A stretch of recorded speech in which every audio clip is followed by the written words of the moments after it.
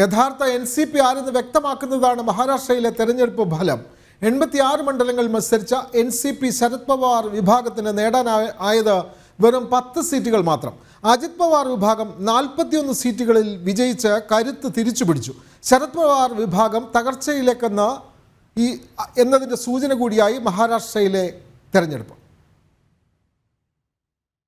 അജിത് പവാറിന്റെ യഥാർത്ഥ NCP 59 മണ്ഡലങ്ങളിൽ മത്സരിച്ചപ്പോൾ കരുത്തു കാട്ടാനുള്ള അവസരമായി കണ്ട് ശരത് പവാർ വിഭാഗം 86 സീറ്റുകളിലാണ് ബലപരീക്ഷണം നടത്തിയത്. എന്നാൽ മറാഠി ജനതയുടെ മണ്ണിലും മനസ്സിലും ശരത് പവാറിന്റെ NCPക്ക് സ്ഥാനമില്ലെന്ന് വ്യക്തമാക്കുന്നതാണ് മഹാരാഷ്ട്രയിലെ തെരഞ്ഞെടുപ്പ് ഫലം. 1991 മുതൽ അജിത് പവാർ കൈവശം വെച്ചിരുന്ന ബാരാമതി കോട്ട കീഴടക്കാൻ ശരത് പവാറിന്റെ ചെറുമകൻ യുഗേന്ദ്ര പവാറിനെ തന്നെയാണ് NCP SP വിഭാഗം രംഗത്തിറക്കിയത്. ബാരാമതിയിൽ അജിത് പവാർ യുഗേന്ദ്ര പവാറിനെ മൃഗീയ ഭൂരിപക്ഷത്തിലാണ് പരാജയപ്പെടുത്തിയത്.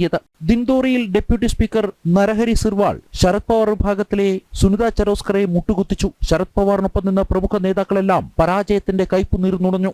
യെവ്ല, പറളി, കോപ്പഗാവ്, ഉദ്ഗീർ, ഇന്ദാപൂർ, തസ്കാവ്, പിംപ്രി, ഷിരൂർ തുടങ്ങിയ മണ്ഡലങ്ങളിലെല്ലാം ശരത് പവാർ വിഭാഗം ദയനീയ പരാജയമാണ് ഏറ്റുവാങ്ങിയത്. മറാത്ത സംവരണം വിദർഭയിലും മറാത്വാദയിലെയും കർഷക പ്രക്ഷോഭങ്ങൾ ഉയർത്തിയും മാത്രമല്ല അജിത് പവാറിനെയും കുടുംബത്തെയും തെരുവിലാക്ഷേപിച്ചും ശരത് പവാർ നേതാക്കൾ നടത്തിയ പ്രചരണ വേലകളൊന്നും ഫലം കണ്ടില്ല. യഥാർത്ഥ NCP ആരെന്ന് തെരഞ്ഞെടുപ്പ് കമ്മീഷൻ തന്നെ വ്യക്തമാക്കിയെങ്കിലും തെരഞ്ഞെടുപ്പ് ഫലം വന്നതോടെ അജിത് പവാറിന്റെ NCPക്ക് തന്നെയാണ് ജനപിന്തുണയെന്നും ബോധ്യപ്പെട്ടു. ശരത് പവാർ സ്ഥാപിച്ച നാഷണലിസ്റ്റ് കോൺഗ്രസ് പാർട്ടി കഴിഞ്ഞ ജൂലൈയിൽ പിളർന്നതോടെയാണ് അദ്ദേഹത്തിന്റെ അനന്തരവൻ അജിത് പവാറും ഭൂരിഭാഗം NCP MLA മാരും NDAക്കൊപ്പം ചേർന്നത്.